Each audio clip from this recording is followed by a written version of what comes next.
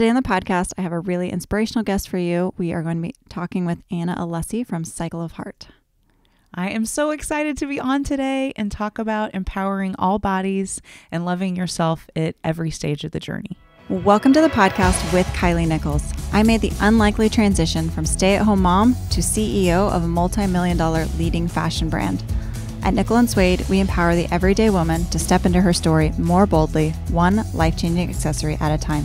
The goal of this podcast is to inspire you through both my story and the stories of other powerhouse women to take that first step towards living the best version of your life. So grab a notebook, grab a pen, and get ready to get started with Kilee Nickels.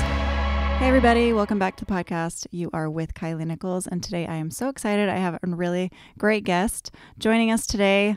She's someone who's very excited about women's empowerment and being bold and all the things that we stand for over here at Nickel & Suede. So I want to introduce you guys to my guest, Anna Alessi. Hi, I'm so thrilled to be here. Yay. She is the owner of Cycle of Heart, which is a local spin studio. And I will let you tell them more about it, Anna. Yes, so Cycle of Heart is more than just your typical cycling studio. We are about this mind-body journey that you get to experience in 45 minutes with yourself and your body and learning to love you right in the current place that you're at. So not what you want to be or not what the world is trying to tell you to be, but just you and your heart and your mind. And we do that through movement. It happens on a bike. I always joke it's a bike that goes nowhere, but actually takes you everywhere all at the same time. Oh, I love that. Thank you. I'm so excited to hear all of your awesome one-liners because you're this spin coach and you're just so motivating, inspiring. So it's going to be great to hear today. Thank you. Okay, so spin classes and what makes you different, I guess? You know, this year's been the year of Pelotons and the year of all the things. And so we'll get into what it's been like to own a spin studio during this year. Sure. But what really sets you guys apart and what do you love about your spin studio? Yeah, there's so many things that I love. But I think the biggest thing is that we are not about metrics. We're not about mirrors. We feel like there's enough of that comparison that goes on in our day-to-day life. Yeah. So we really try to preach that sensation or that feeling that you trust your instinct and your gut to work as hard as you feel like you need to work in that moment for that interval, for that hill. We talk a lot about making the hill personal. If you can attach what's going on in your life, the to-do list, the laundry list, the kids' lunches, if you can attach that to your hill, it becomes more personal, and that's where the progress really happens. We also don't work out with any lights on, so it's a dark room that is only illuminated by Himalayan sea salt lamps that are only around the coach. So it really allows you to kind of tap into that mindfulness and listen to that heart and just have fun. And then it's also matched at the same time with great music, coaches that really see your potential and believe in you and inspire you to go out and do the hard stuff, which we believe is when you get to the car or to in front of your laptop or back to your house. The studio is really not meant to be the hard stuff. So that's kind of us in a nutshell. That is so exciting. I'm so sold on that already. Like I should go to that. But I just love that you don't have metrics. I think that's so important because last week on the podcast or recently we talked about comparison and that's been something I've been dealing with lately is comparison and how I just feel, you know, you see somebody or you see something and you have that instant thought of liking it and appreciating it and thinking it's cool, but then being like, and I'm not that. That's and I'm right. not that. And numbers, I think, are the worst for me in so many different ways. And so I just love that you don't have metrics. What's the feedback been on that? Oh my gosh, everyone is thrilled. One of the things I didn't really understand is that a lot of people have almost a phobia of working out in front of people. And a lot of it goes back to trauma in high school or gym class. Exactly. Like not feeling good enough. Yeah. So it has been a really cool thing to experience that people like the fact that it makes it personal and safe without being on display. And it all actually stemmed from my own journey. I would be at the gym in a place that was supposed to make me feel strong and proud. And I would look in those mirrors and I would hate what I would see, and I would tear myself down. Like, I don't look good enough, or you don't look like this person, or, oh my gosh, I have back fat. I mean, I was just so terrible to myself. And so it was really about creating this space that not only felt good, but it felt safe and secure. And the numbers, I think, serve a purpose in different parts of our lives. But the comparison is the robber of joy. I mean, it really is. So I think that having that ability to have 45 minutes to remember that, you know, you have the resources and the ability just the way you are, right? So that's kind of the cool thing about us. That's so exciting and empowering. I just think that really resonates with me, that you can go to a gym, do a hard workout, and then still feel crummy about yourself. And it's like, why do we do that to ourselves? I know. It's like, well, I feel like it was one of those things that I had to rip those handcuffs off of me, right? And it was really the way that I was living my life in every avenue of my life, right? I was really living my life is in black and white. You're good, you're bad. You worked out, so you're good. You ate fries, you're bad. You know, you didn't get this deadline met, you're bad. And I really kind of had to forgive myself for living and being my own worst enemy instead of my best friend. And so now it's still a struggle. It's like, always call it the perfectionist struggle. You haven't gotten over it yet entirely, and you're talking about it. I know. But I have to remind myself, like, would I talk to my best friend that way? And, you know, even the things that feel yucky sometimes are those like learning lessons that, you know, teach us what we really want in life too. So I've been reading a book lately, and it talks all about really how loving yourself is where everything starts. And if you can love yourself, you can do anything. Absolutely. And I thought, you can't do anything if you hate yourself and if you're just your own worst enemy. So yes. Well, I love that you said that. So I haven't shared this with you, but one of the things that we do for new writers that come to our studio is we actually give them a big chunk of rose quartz. And rose quartz is the love crystal. And it has played a huge portion in connecting that missing piece of my heart, which was the love. So we let them know that was a workout of love, and that was really the intention of it. And we give them the rose quartz, and the idea is that they put it in a place that can sometimes be a little toxic for them. Like mine's my vehicle. So I keep them in the cup holder of my car. And whenever you're just feeling that doubt or that fear, or if your eye sees it, it's a really good opportunity because your soul's searching for that love. So if you just look at it and you say, I'm strong, I'm brave, I can do this. I'm lovable. And the idea is that you charge that. And then if you meet a stranger or your kid's going through a difficult time, or even your husband, you can give that rose quartz away. So we have them all over the studio. Wow. I'm constantly wearing them, but I had to say it because it just goes hand in hand with what you said. And that's really our foundation and our mission at Cycle of Heart. That is really inspiring. That's awesome. And I just feel like I'm on the same journey that we're talking about. And, you know, I also was reading this week, and it was talking about just having this mantra, this meditation that you speak to yourself. And it was saying you should meditate every day and just repeat to yourself for 5 minutes, I love you and I accept you, Kilee. And just that becomes your inner thing. And then when things are hard or stressful, like you see the quartz, that's what you do. But you can also just go back to that and just start repeating that to yourself again, and it can restart that self-love. Absolutely. And I'm like, I should try that, because I think a lot of us would have a hard time saying that to ourselves. Yes. I love you and I accept you. Yes. But as you say it becomes true. And, you know, I think the physical object that can help you remember that is so valuable. Absolutely. So. And I would tell you that that's another mission of the studio, is to reframe that voice that can be so harsh and so mean. And when we allow ourselves to find that love for us, it flows to others.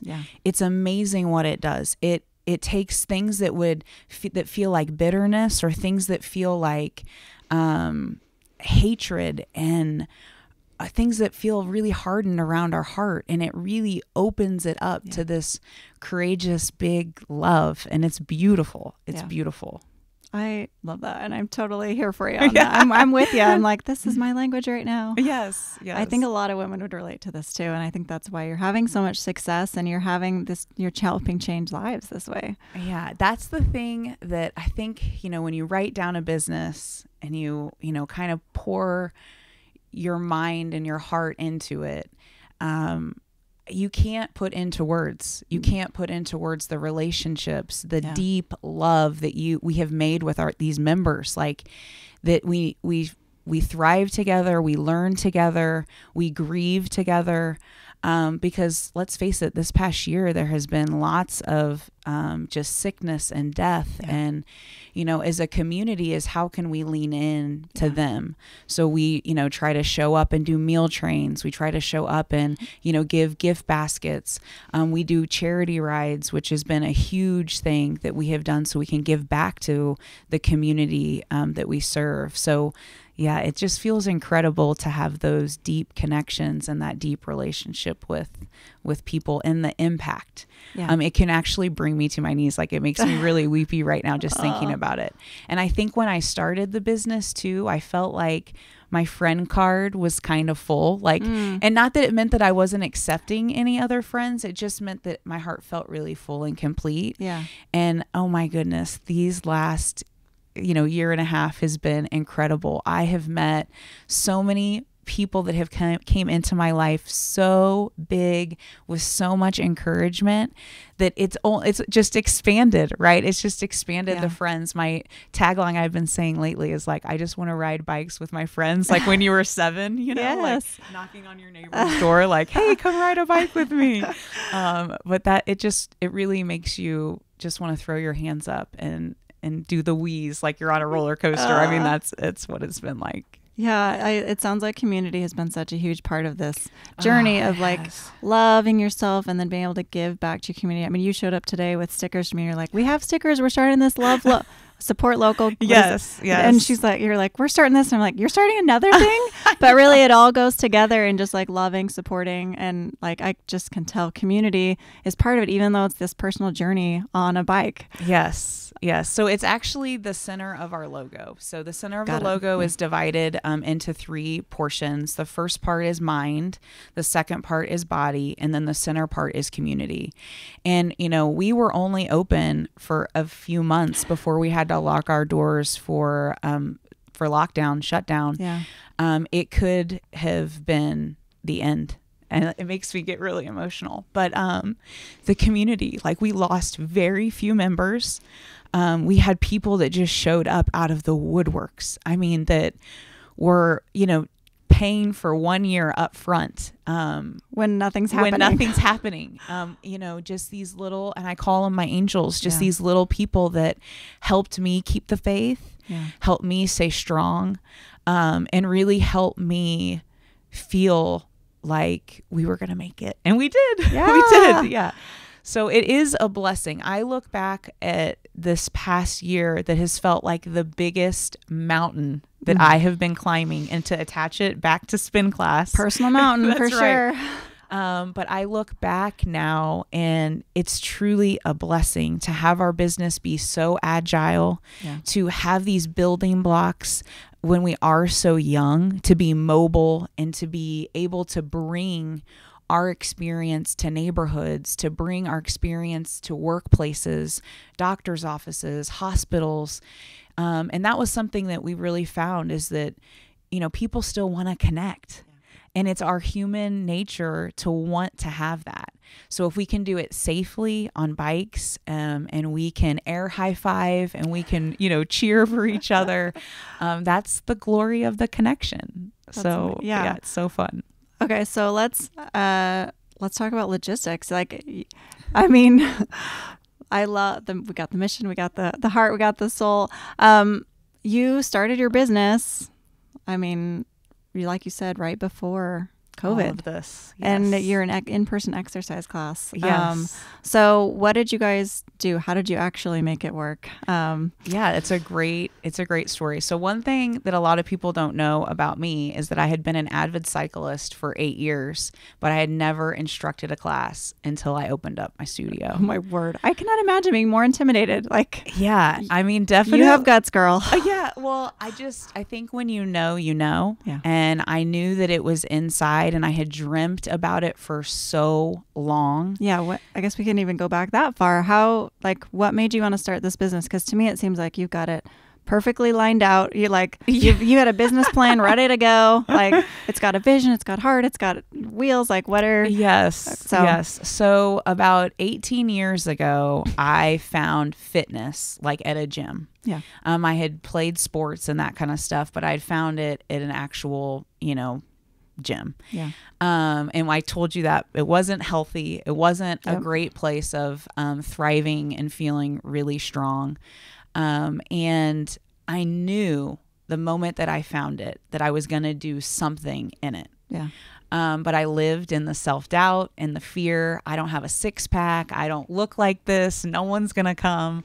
And I really let that fear make me play small for a really long time. Yeah. And then I had my daughter, and she is just magical. Like, I would look at my husband and we would look over this beautiful, beautiful baby, and I would dream about all this life that I want her to live, right? Yeah. So I want her to grow and I want her to soar, and, I want her to have that faith to believe in herself. And I remember putting her in her crib, and I remember turning in the door. Again, I'm going to cry, but being like, I feel like such a fraud. Oh. Because here this dream has kept coming up, and I would suppress, and it would come up and I would suppress. And I remember having this conversation with my husband, like, hey, I think I want to open up a spin studio. And really deep down, I wanted him to say, you're crazy. That's a stupid idea. When are you going to do that? But being the amazing person that he is, he was like, absolutely. Let's do it. And that brought a whole other layer of fear, right? Like, I felt exposed. Yeah. And it's like, oh gosh, now that I have put it into vibration, I have permission. Yes, the universe knows and is telling me that it's okay.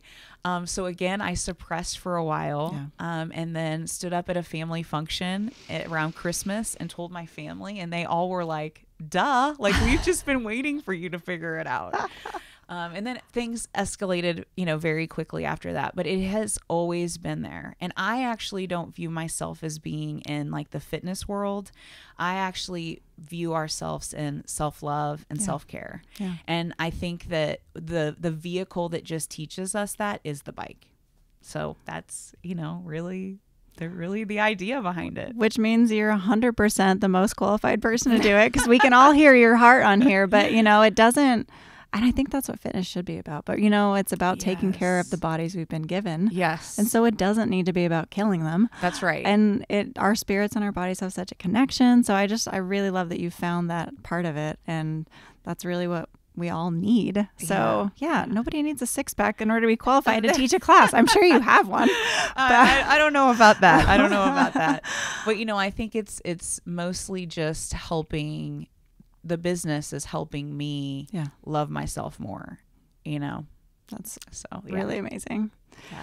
All right. So you've always had the dream. You finally got to it. You put it out there. You found a spot. Yes. And that was in about the fall of 2019, That's right? Yep. So then how did those fears play out with the COVID and all the things? I mean, how did you get going? And then what happened when you shut down? Yeah, so we shut down. I made the decision on a Thursday night, locked that door, cried all the way home, got home, husband there.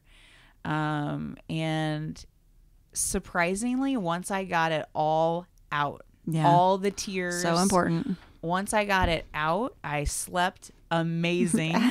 And I woke up on that Friday and was like, we're going to rent the bikes out. We're going to develop a virtual platform. I don't have any qualifications on any of those things. I love that. There was definitely fear of how do I take this newfound connection in person that we've created and cast it on a screen? You know, how do we deliver the same experience to our members that we love and feels very easy to flow in the studio? And it was really just a learning curve. We did it. We created and did all those things in one day. We rented out the bikes. We only missed one day of classes, which was that Friday. And then we started classes back up on Saturday. We were doing kind of off the bike content. So we were doing like dance cardio. And I really relied on my coaches to come up with their other certifications that they have to deliver. If you weren't able, you know, to get a bike, we still wanted to deliver something that was allowing you to move your body and find that, you know, love and that energy and that time for yourself. And that's just how we rock and rolled. We had midday shakeout sessions with your kids too. So we would all hop on a Zoom and we would all play music and mute ourselves, and our kids would get to shake out their, you know, wiggles. And we, as, you know, now these new educators, were able to kind of let our frustration go too. And we did that for a while until we were able to come back and connect together with smaller classes. We rented a plot of land next door and we took things outside, and we're doing outside classes just to be able to, you know, have people connect too. And that was really the idea, was to still find ways that we can connect our hearts. And that's what got us through. And, you know, here we are. Yeah, I love that you just push through and you're like, I don't know how to do any of this, which is what we find so often when, even with dreams that we all have, sometimes like, I have no idea how to do that. Yeah. And then you'd start and then more stuff happens. You're like, I have no idea how to do that. That's right. And what if I fail, or like, what's going to happen? And yeah, one of the mantras we say in class is like grit and grace. So it's like the combination between the pedal strokes, right? And I think that for me, that's what last year was about, was that feeling like, you know, you had the grit, you knew it was there, right? That drive, that hustle, that heartbeat, that passion. But man, it has to come with the same intensity with that grace and that love and learning and understanding and being patient with yourself. And then also is relying on your community. So relying on the network, your employees, your coaches, your other support systems in your life, because there's times that it's salt and pepper and it's more pepper than it is salt and sugar, you know, and you have a bad day and you don't see numbers coming in, and, you know, it's like, how do we make this still be a thing? And, you know, for me, that answer was easy because it was just faith. It was believing that the dream has gotten me this far and it was suppressed for this long, that it was like, I am not gonna let this thing die. Not gonna back away. I'm not gonna back away. I'm not gonna step away. And that's where that magic and, you know, the faith just takes over, and you just go.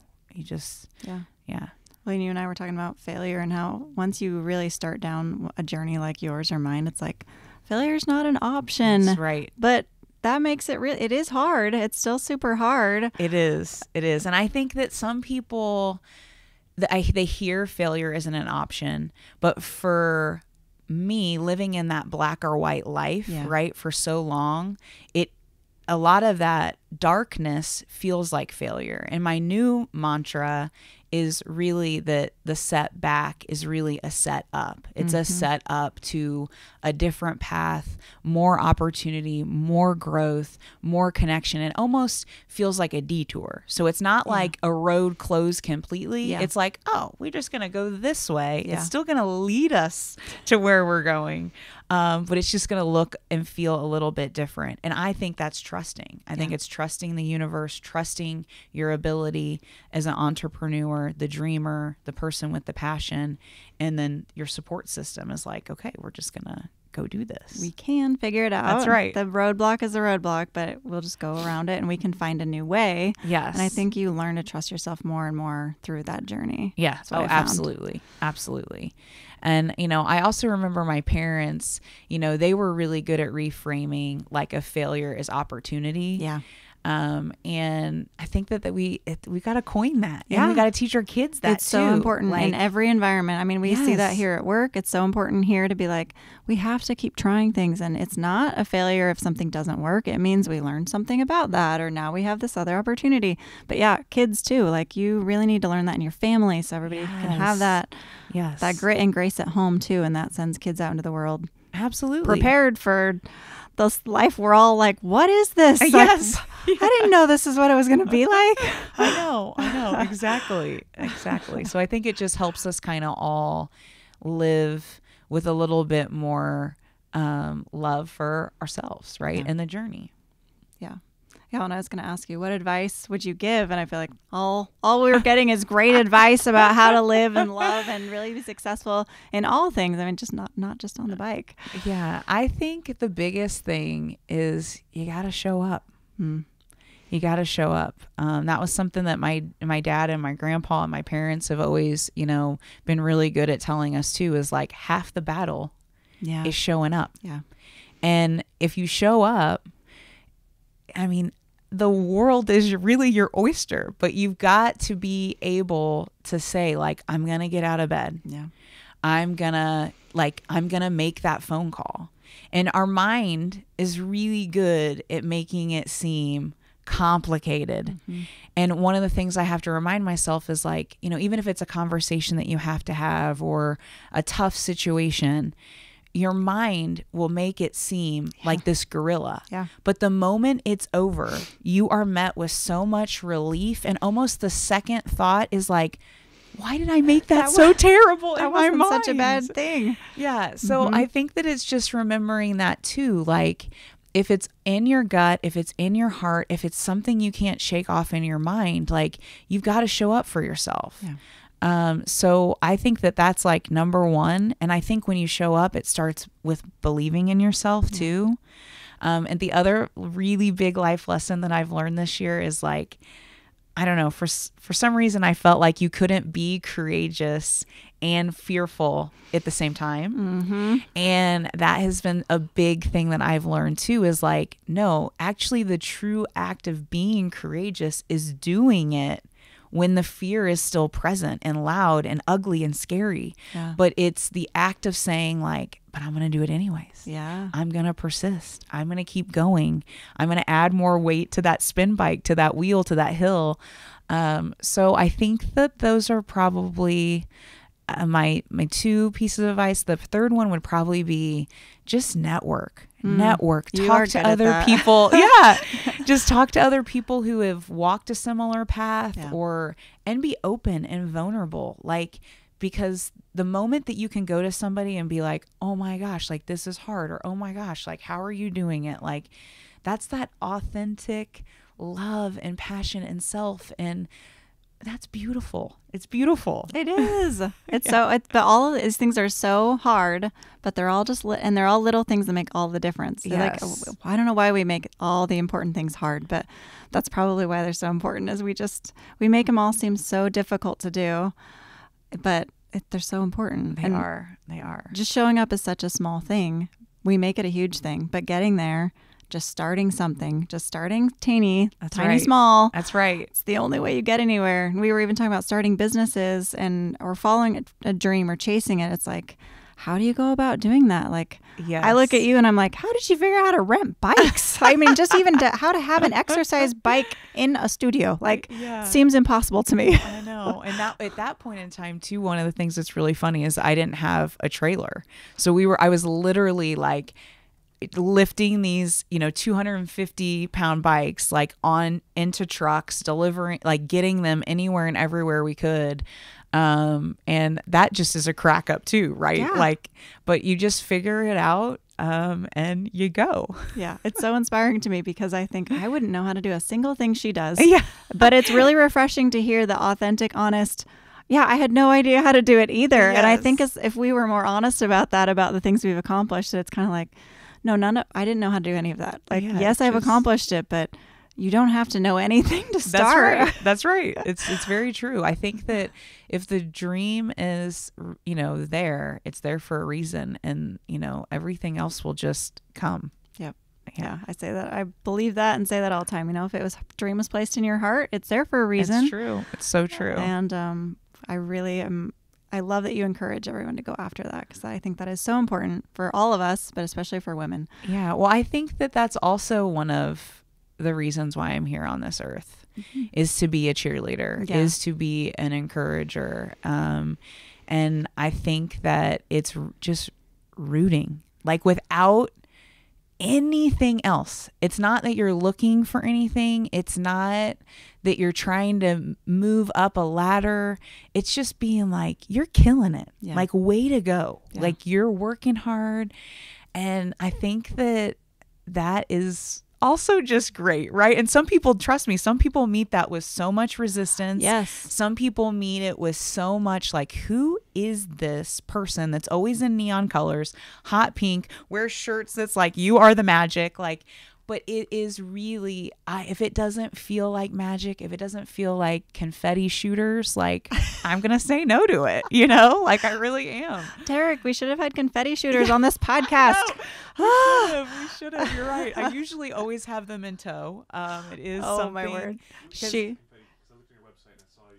Yeah, so it's these like huge shooters that you know, turn them and then confetti just shoots out. This is not symbolic, people. She's real about this confetti. I am 100%. But I just feel like if you can't celebrate the small things, how can you celebrate the big things? Yeah. And let's face it, the small things are the big things. Totally with you there. You know, like, when you're so good at encouraging and not comparing, I feel like we've only met a couple times, but just encouraging other women and not feeling that competitive feeling that we're talking about at the beginning. You really, there's not a bit of that in you. It's not. And I just feel like anybody can find the negative. Yeah. Anybody You're can looking find for it. Yeah. And so it's like, why not be the person that just is like, you're killing it, you're amazing. Like, why not be the person that finds having conversation with people and seeing the sparkle, seeing the passion come alive and being like, oh my gosh, that looks really good on you. Yeah. Like, I don't know. I just feel like I've always been, I shouldn't say always, but a big part of my heartbeat. And I would say the times of my life that I wasn't, it was more of a reflection of my own turmoil, like, right. My own struggle, my own dark shadow that I was in. Yeah. And yeah, I just want to love big and, you know, live this life that lets other people have the permission to do it too. Yeah. You have a lot of heart for space for other people to flourish and be and go after their own thing. And, you know, we were talking about how many people in the world have started a cycle studio, like, or, you know, anything we want to do. It's like, well, so-and-so already does that. Or, you know, there's already a million women who do that. So my dream must not count, or I can't go after it. And I think what I would say to that is that you are the difference maker. Mm-hmm. You know, you are the person that makes it and shapes it and makes that experience when people walk into the door different. Yeah. And different's okay. Different is actually what we're supposed to be. We're not supposed to be these like identical cut out clones. Like, it's actually being like high-fiving the person and being like, great job. But, you know, you make yours different and unique and beautiful, and I will confetti shoot for you.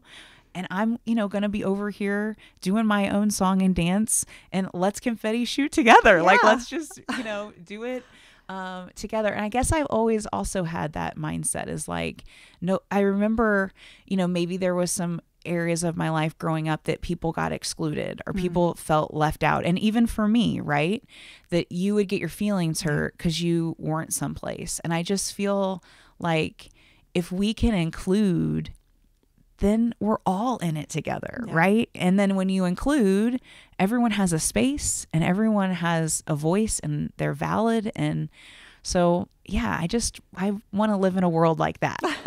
Me too. Yes. I have not always been Like those are things I have struggled with. But when you can push past them or you make progress on them, you're like, oh, life is so much better. It's so I much love better. loving people more. Yes, I like know. liking people. I don't like not liking people because I feel less. Yes. So yeah, I think really just shining a spotlight on other people, it just feels so much better. Well, and I really feel like, happiness is the big question, right? Yeah. But happiness is in the giving. Yeah. It's not in the taking. Yeah. So the more that you can give, if it's even just asking somebody if they're having a good day, like, that goes a lot further, and you have no idea how you shape their day. Mm-hmm. Like you have no idea. It could have been that they got in a car accident or, that morning, that they got stuck in traffic, were late for work, but just that one tiny thing to make another person feel seen. Yeah.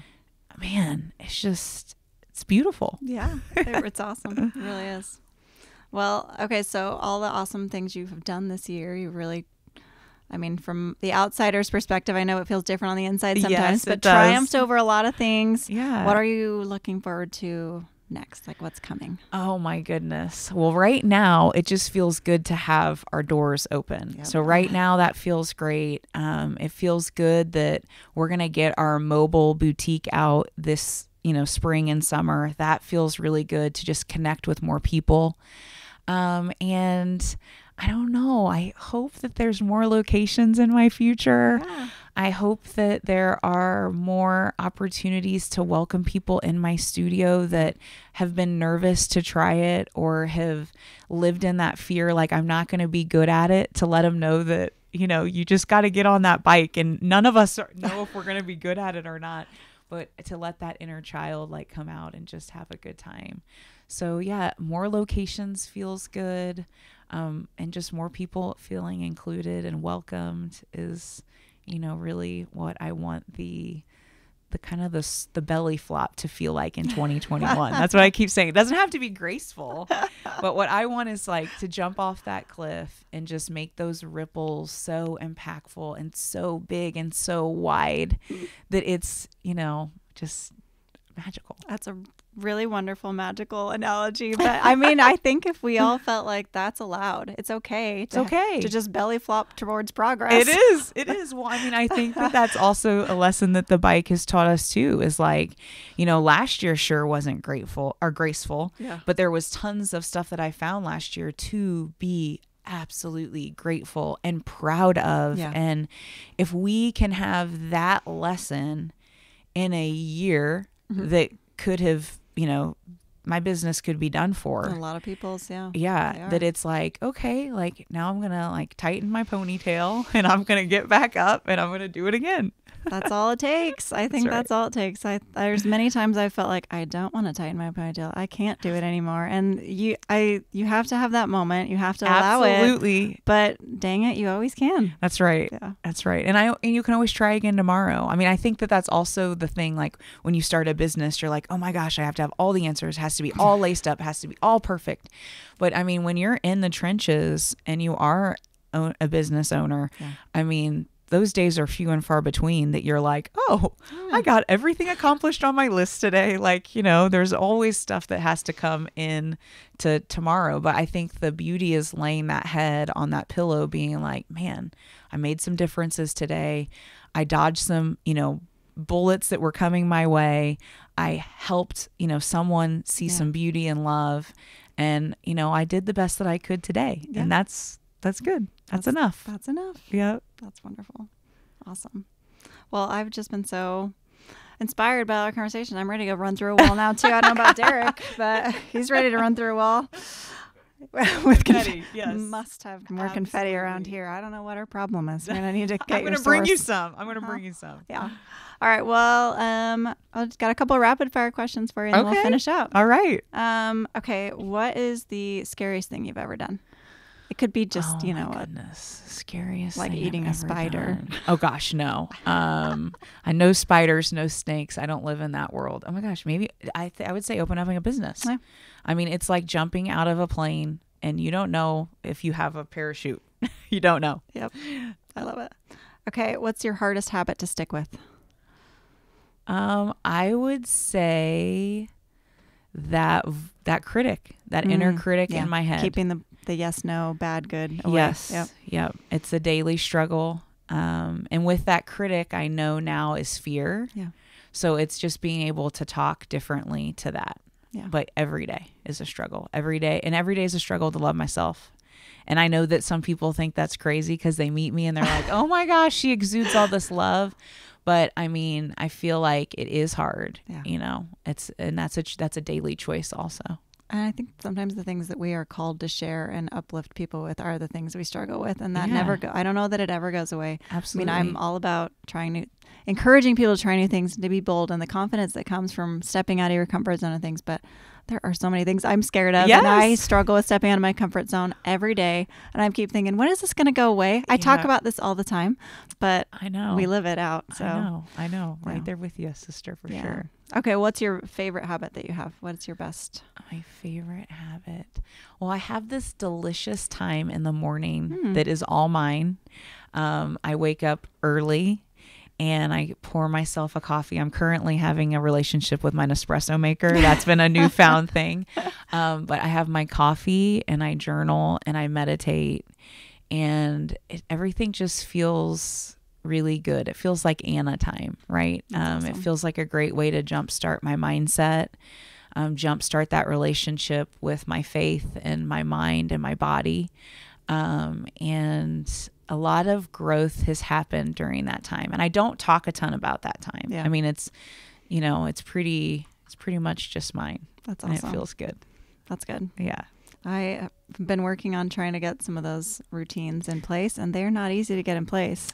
They're not. So. I think what I discovered is that I'm a nicer, happier, more lovable person when I have that time. Yeah. And it's actually become just as important as like my time on the bike and my time working out, because it does set my days apart. And I think the days that I like get lazy with it, I'll be like, what was different? And then I know that I didn't have that time. I didn't have that outlet to just be me in the quiet. And I would also say I lived a lot of my life avoiding the quiet. Yeah. I lived a lot of my life not being like, it's okay to just be me and it's okay to just be here.